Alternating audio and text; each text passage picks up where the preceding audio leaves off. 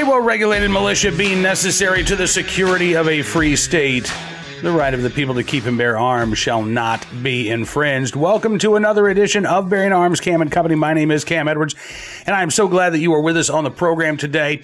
We're talking with Larry Keane, the Senior Vice President and General Counsel of the National Shooting Sports Foundation, about the efforts underway across the United States to aid the people of Ukraine in terms of getting them arms, getting them ammunition, and getting that stuff from here in the United States over to Ukraine itself. We talked about this a little bit on Friday, had a story talking about how the Commerce Department, according to folks who have been trying to get equipment to overseas, has actually been doing a pretty good job of expediting the export licenses that are required. So let's check in with Larry, find out what exactly the latest is in terms of getting these millions of rounds of ammunition that companies like Vista Outdoors, Ammo Inc. have said that they would like to donate to the Ukrainian military, as well as, the supply of small arms, bullet-resistant vests, and other material. Take a look and a listen. Larry, thanks so much for coming on the program. It's great talking with you today. Always a pleasure to be with you, Cam. And I'm glad that the NSSF is putting out this guidance. I know that there's been a lot of talk within the industry itself about what can we do, how can we help, and so the NSSF. It sounds like you all have been in contact with the Ukrainian embassy in Washington D.C. to get a specific list of what exactly is needed. So those of us who want to help aren't spinning our wheels, wasting time and energy trying to get stuff that isn't needed or isn't wanted at this point. Yeah, our phones started ringing off the hook with people looking to be helpful, which is appreciated, obviously. But also you want to make sure that you provide the help that's actually needed. So we reached out through some contacts to the Ukrainian embassy and in the United States, and were provided with a list of ammunition and firearms in certain calibers that they were looking for to have donated. So we've pushed that information out to our members, along with information you need in order to be able to secure an export license from the Commerce Department and where the product would get shipped to. Ultimately, the end user would be the Ukrainian Ministry of Defense. So hopefully this is helpful. I can tell you the embassy was very appreciative of our efforts to try to help secure them what they need in order to continue to fight for their freedom. Absolutely. I would expect that they would be. And I want to, kind of drill down a little bit on what it is that they were requesting, and B, the process by which this works, because, as you mentioned, all of this is going to go through the Commerce Department. Because we're talking basically about small arms, right, and ammunition here. So what are the rules between, okay, this is going to be handled by Commerce versus this is going to be the State Department or the Defense Department getting involved? So up until the Trump administration pushed out rules moving the responsibility for export licensing from the State Department to the Commerce Department, which is something the industry had been working on for a very long period of time. Everything basically used to be, except for shotguns and shot shells, used to be licensed by the Department of State. And it was a very onerous process, very expensive and burdensome. Now with what's called the export control reforms completed by the Trump administration in January of 2020, basically everything except automatic firearms have moved over to the Commerce Department, to the Bureau of Industry and Security, BIS. Still licensed, still regulated, just a different government agency and less costly to comply with. But it's still, so they handle the exports. If it's automatic firearms, that still goes through the State Department. So in order to export product to the Ukrainian Ministry of Defense, can't obviously ship directly to Ukraine anymore. It has to go through an export license, and the information we provided to industry from the embassy about what to put on the BIS application for an export license and where it will go and to whom it will go, so that the license can be expeditiously processed by BIS. And what we have heard is that they are moving licenses. They're putting a priority on it so that product can get to Ukrainian freedom fighters. So we're really glad to see that. How long does it typically take? Like when you're not, when you're not in these extraordinary circumstances, how long would it normally take to get an export license approved? Well, under state, it could take a very long period of time, sometimes literally months and months, and sometimes in rare instances, years. BIS moves much more quickly. It still gets reviewed by all parts of the government, DOD, state, etc., justice, but it's an easier, more user-friendly process. So it could take a couple of weeks. I have heard that BIS is processing export licenses to Ukraine Ministry of Defense in 48 hours or something like that. So that's very, very quick. Yeah, absolutely. And this is just a dumb question, maybe, but let's say you've got a company out there, and okay, we're going to donate X number of rounds of ammunition. You've provided that information for folks to put into the BIS application. But do folks actually need to contact the Ukrainian government in some form or fashion and say, "Hey, we're sending this to you," or is that unnecessary? All you need to do is fill out this the application form, and then you can export from there. I think it'd be easier, as you probably imagine, they are overwhelmed. I think it'd be easier if you took the information that we have provided and what it is they've told us they really need. Focus on that. 22 rimfire is sort of an extreme example, not particularly helpful. And so we don't want to become a burden. We want to help collectively as an industry. So focus on what they said they need, and then the information we've provided to how to go about doing that. If you have particular questions, there's points of contact at BIS that are handling these matters, as well as a point of contact, if necessary, at the Ukrainian embassy. But I would say, please don't bother the embassy with questions that can be answered by the Commerce Department and the folks at BIS. Yeah, and in your alert, you've also put out, contact information for folks at BIS, that if there are any questions. I'm curious too. I mean, you said that you've been the NSSF has been overwhelmed with questions about this. Obviously we've seen a couple of big announcements, Vista Outdoors saying that they want to donate 1 million rounds of ammunition, Ammo Inc. Saying the same thing. But are there a lot of companies that we're not hearing about, that aren't getting a lot of press attention, that are also looking to help the Ukrainian people in some form or fashion? Yeah, there are many companies that have already stepped up, but they're not looking, they don't want press attention. They're doing it quietly. Many companies already have existing relationships with the Ukrainian military and law enforcement from prior contracts. So they know what to do. They know who they have to talk to and how to process it. You can't ship product to Ukraine now. I mean, there are gun stores and distributors in Ukraine, but they're obviously shut down, and all their product, I'm sure, is being used in defense of their nation. So it can't go directly, and you couldn't find a shipper to ship it through the Black Sea to a port in Ukraine. So it's got to go a different route. But for people, and there are many companies I've learned that have already stepped up. There are others that are looking to help. So, and if their needs in the Ukraine Ministry of Defense change, they will let us know, and we will push that information out to members of industry. Some of the larger companies, as I said, already have relationships. They're already, working to move product. This has been going on for a little while now. We did know, for example, that 7.62 was in high demand ammunition. So there were some companies that were already stepping up to help.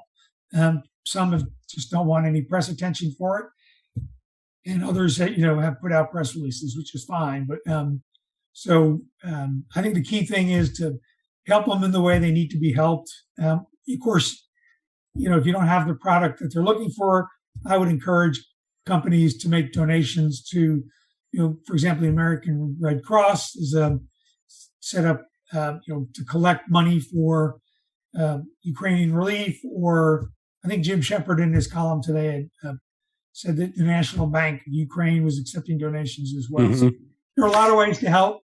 The industry can help by providing product. And I know I've seen some stories about body armor. That was not on the list they gave us, but perhaps that will change, or Kevlar helmets. Some material obviously is being given to the Ukrainians by the Department of Defense, and some things may be going by what's called foreign military sales, where the industry sells the product or gives the product to the Department of Defense, and the Department of Defense brings the product over, puts it on a plane, and brings it over and gives it to the Ukrainian forces. And that's what we're talking about here is the general commercial export, not through the Department of Defense. So obviously both are going on, and DoD knows how to contact companies if they think they need something to provide to the Ukrainians as well. And I'm aware that is actually taking place too. Okay. Last question, because again, some of the figures that we've heard, thrown around, 1 million rounds of ammunition. Obviously, if you got, as you said, if you got, a box of 22 long rifle, sell it, donate the money to Ukraine if you want to do something to help. But what's the scale that we're talking about in terms of shipping product over to Ukraine? Is there a sort of, minimum standard that companies should be looking for? Like, all right, I need to be able to put out, X number of rounds of ammunition, or this many rifles, this many pistols, because I can't imagine that, exporting one or two of these things is going to be particularly helpful. I would agree. And so, if it's not a meaningful shipment, it probably just creates more work for the Ministry of Defense, and it helps. I'm aware of one manufacturer that at the end of last week, indicated that they were shipping 1,000 pistols, and you've seen the public announcements of 1 million rounds here, 1 million rounds of 7.62 there. Ammunition is in great need, obviously, but not just any ammunition. It's got to be ammunition for firearms that the Ukrainian forces have. So variants of 7.62 is probably highest among them. They're looking for sniper rifles, and not just the rifle, but the system, that needs to come with the scope, the bipod, and the ammunition, particularly if it's not in one of the calibers they use. So they're looking for a .308 Winchester and other calibers and sniper rifles. If somebody wants to provide like a .338 Lupua, you need to provide the ammunition, not just the gun, right? Because otherwise, they can't really use the rifle without the ammunition. So, yeah. Last question for you, Larry. Are you aware of the industry responding like this ever before? Is this unique in your experience within the industry? And why do you think we have seen this outpouring of support for Ukraine? I don't recall ever. The industry has stepped up to make contributions before with natural disasters, hurricanes, things like that, flooding, earthquakes, that sort of thing.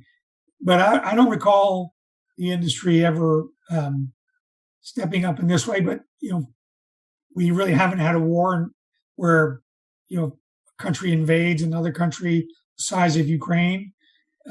So I'm very proud of the industry for stepping up and helping and trying to do the right thing to help protect Ukrainian freedom from unwarranted invasion by an autocrat, a dictator. So it's encouraging.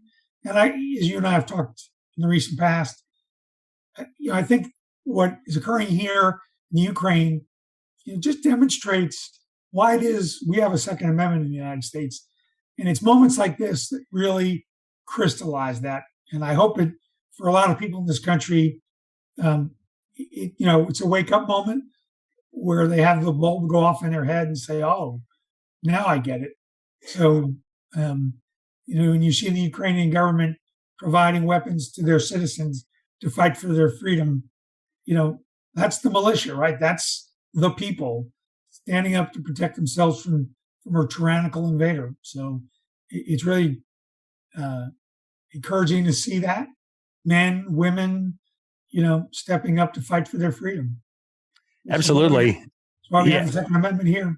Yeah, anybody who thought that the Second Amendment was an anachronism, was a dead letter, it didn't matter in 2022.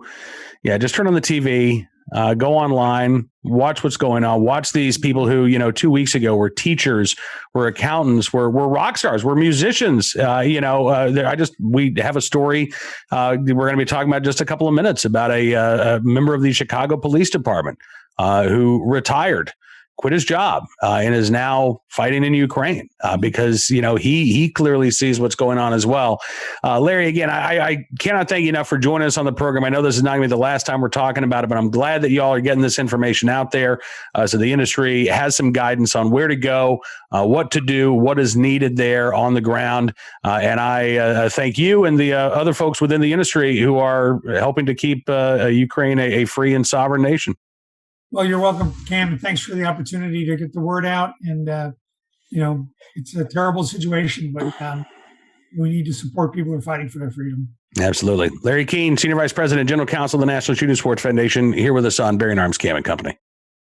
Well, I really do appreciate Larry joining us on the program. We are going to be continuing to follow what's going on, obviously, not only in Ukraine itself, but here in the United States and the efforts to help aid the Ukrainians in their fight for freedom. Let's turn our attention now to today's armed citizen story, our good deed of the day, and our recidivist report. We will start there with a story out of Tulsa, Oklahoma, where police say an 18-year-old was arrested over the weekend, charged in a shooting. According to police, Jamarcus Richardson was identified after police were able to review video footage of where the shooting happened. The victim shot in the leg and in the hip, expected to recover from his injuries, thankfully.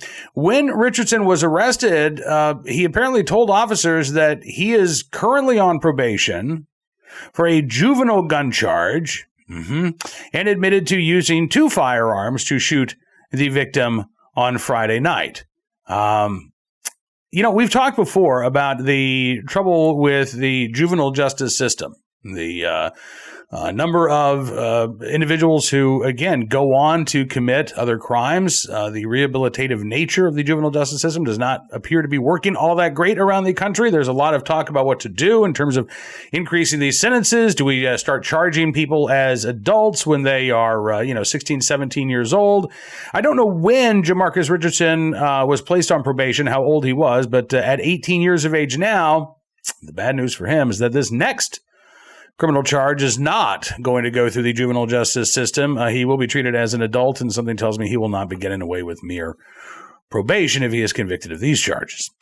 Today's armed citizen story from the Keystone State of Pennsylvania, where a man returned to his home to find an armed burglar armed with one of the homeowner's own firearms. This was a Friday morning. Authorities say the homeowner ended up in a brief shootout with the burglar in Coatesville, Indiana. Police were called out to reports of a shooting. When investigators got there, they were able to talk to the homeowner, who said that he got back to his house Friday morning, found a guy in the doorway holding an AR-15. After a brief struggle, police say, the suspect fired at least 7 shots. The victim returned fire with his legally owned firearm. Nobody was struck, neither the perpetrator nor the homeowner there. The rifle that was used in the shooting had been stolen, along with the homeowner's PlayStation 5 and another firearm. So far, that suspect has not been apprehended, but the armed citizen at least is okay. Thanks in part to the ability to protect and defend himself against that armed attacker. And finally today, our good deed of the day from Chicago. It is so rare for us to be able to talk about a good deed. Normally, Chicago is it's our go-to for the recidivism report. There's always a case out of Cook County where there's somebody who's getting a slap on the wrist. This story, though, I got to tell you, I'm really, really pleased to see it. A Chicago police officer, Harrison Josefowicz, has quit the Chicago PD and is now in Ukraine helping to defend that country's freedom. He spoke with Martha Raddatz of ABC News, who asked him, are you going to be in the fight? And he said, me personally? Yeah, if it's needed, I'll be in the fight. She asked, you just quit your job and got on a plane? He said, pretty much. When Raddatz asked why, Harrison Josefowicz said, well, this is the right thing to do. The former Chicago police officer, Army veteran as well, said this already has more refugees than Afghanistan. And we cannot sit idly by and watch it happen. I can say that Putin doesn't know what's coming. He said there's going to be a very much tougher fight. He said we're going to see an exponential increase in numbers very shortly here. They're going to be the hardcore battle-trained Americans, Brits, and everybody else in between.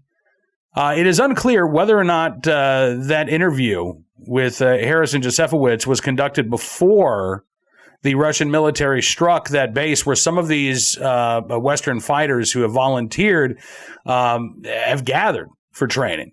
We saw over the weekend reports again of 35 people killed, more than 130 people injured in that attack.